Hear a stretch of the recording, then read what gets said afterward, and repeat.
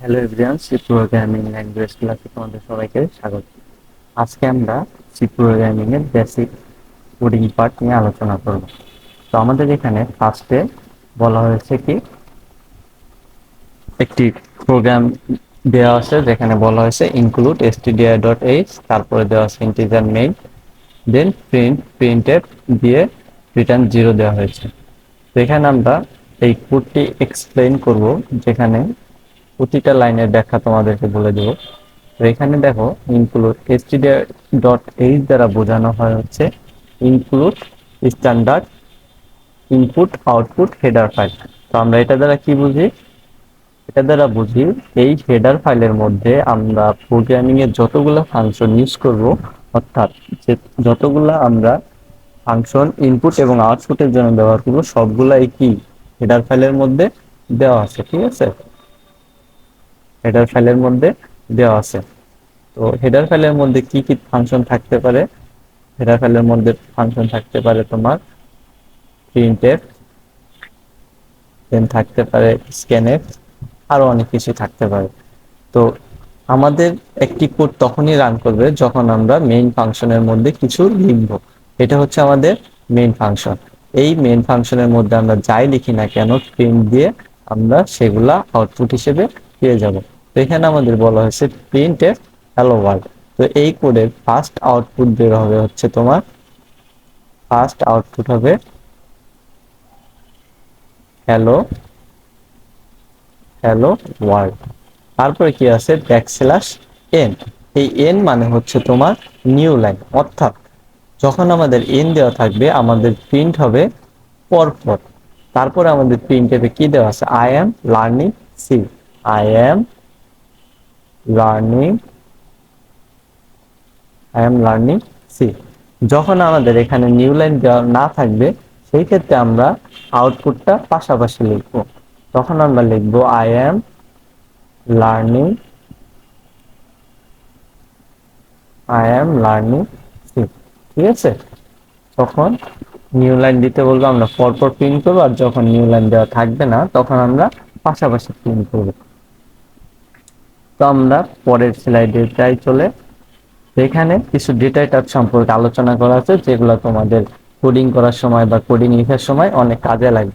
তো ফার্স্টে data type অনেক ধরনের হতে পারে। তো আমি বেসিক কিছু নিয়ে আলোচনা করতেছি। তো ফার্স্ট বলা হয়েছে তোমার ইন্টিজার ডেটা টাইপ। তো আমরা ইন্টিজার ডেটা টাইপ কখন ইউজ করব?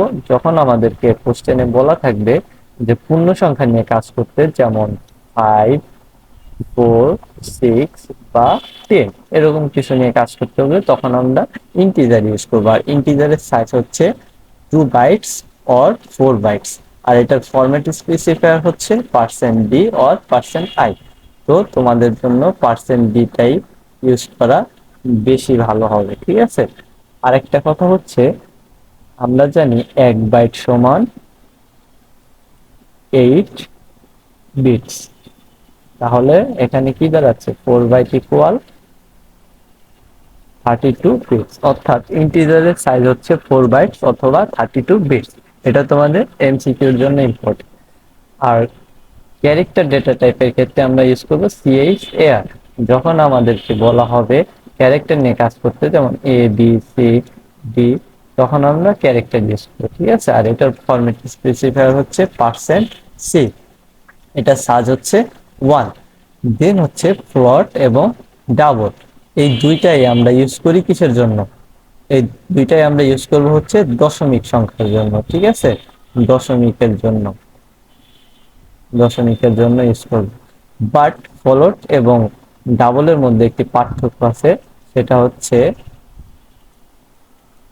যখন আমাদেরকে দশমিকের পর এক ঘর অথবা 2 ঘর প্রিন্ট করতে হবে, তখন আমরা ইউজ করব ফ্লোট, যেমন 5.46 অথবা 9.84। এই ক্ষেত্রে আমরা ইউজ করবো হচ্ছে ফরওয়ার্ড। বাট যখন আমাদের দশমিকের পর 3 ঘর, 4 ঘর, 5 ঘর, 8 ঘর অব্দি প্রিন্ট করতে হবে, তখন আমরা ইউজ করবো কি ডাবল ডেটা টাইপ। যদি আমরা তখন ফ্লোট ডেটা টাইপ ইউজ করি, তাহলে আমরা এক্সাক্ট ভ্যালুটা অনেক সময় পাবো না। ঠিক আছে, এটা মেমোরি অ্যাড্রেসে গিয়ে স্টোর হবে না। সেই ক্ষেত্রে আমরা কি করতে পারি? ডাবলে যখন বলবে, ধরো 5.46 4 6 7 8 এরকম কিছু প্রিন্ট করতে হবে, বা 9.8 98.478 3 এমন কিছু যখন আমাদেরকে প্রিন্ট করতে বলা হবে, সেই ক্ষেত্রে আমরা ইউজ করবো কি ডাবল ডেটা টাইপ। ফ্লোটের ক্ষেত্রে ফরম্যাট স্পেসিফায়ার হচ্ছে এফ, আর ডাবলের ক্ষেত্রে হচ্ছে লং ফ্লোট অর্থাৎ এলএফ। এটার সাইজ হচ্ছে 8 বাইট, ফ্লোটের সাইজ হচ্ছে 4 বাইট। তো আমরা নেক্সটে যাই। নেক্সটে কি আছে,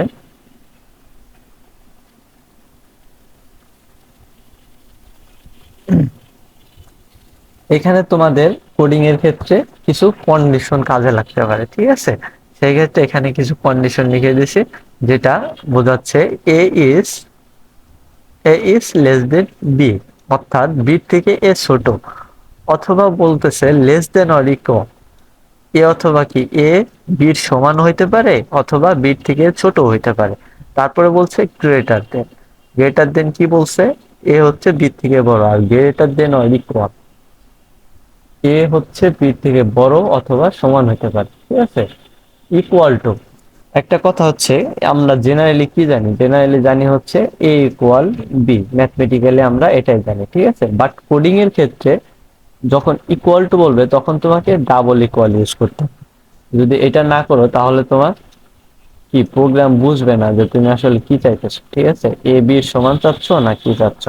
যখন তোমরা ডাবল ইকুয়াল ইউজ করবা তখন তোমার প্রোগ্রাম বুঝা নিবে যে তুমি এ আর বির মধ্যে সমান কিনা, সেটা তুমি কন্ডিশন দিয়ে চেক করতে চাইতেছো। আর নট ইকুয়াল টু যখন বলবে, আমরা কি জানতাম, যখন এ নট ইকুয়াল বি আমরা এরকম লিখতাম, তাই না। বাট প্রোগ্রাম কি, প্রোগ্রাম তোমার এটা বুঝবে না, এটা হইতেছে ম্যাথের জন্য, এটা ম্যাথমেটিক্যালি কাজ করে। বাট প্রোগ্রামে তোমার লিখতে হবে নট ইকুয়াল টু, এইভাবেই লিখতে হবে, ঠিক আছে। এভাবে যদি না লিখো তাহলে তোমার প্রোগ্রাম ইরর দেখাবে, কাজ করবে না প্রোগ্রাম। এই কন্ডিশন গুলো হচ্ছে তোমাদের প্রশ্নে বলা থাকবে, সেই ক্ষেত্রে সামনে যখন আলোচনা করব তখন বুঝতে পারবো, সমস্যা নাই। আপাতত কন্ডিশন গুলো জেনে রাখো।